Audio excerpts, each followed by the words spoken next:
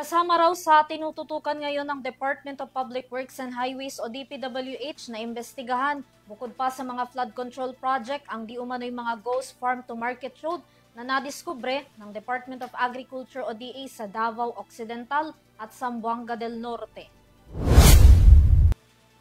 Ang pagtitiyak na yan nagmula mismo kay Palace Press Officer at Undersecretary Claire Castro nang matanong ito tungkol sa issue.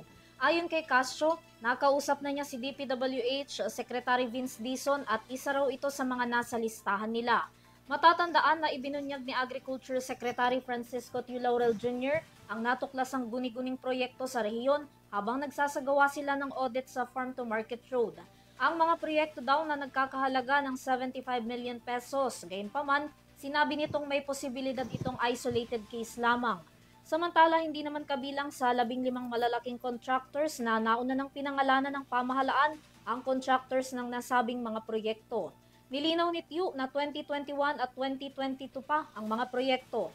Sa ngayon daw, nagsasagawa pa sila ng mas malalim na investigasyon para makakalap pa ng ibang impormasyon. Nakatakda naman daw na magsumite ng opisyal na ulat si Tiyu kay Pangulong Marcos na naglalaman naman ng report tungkol sa mga nasabing proyekto.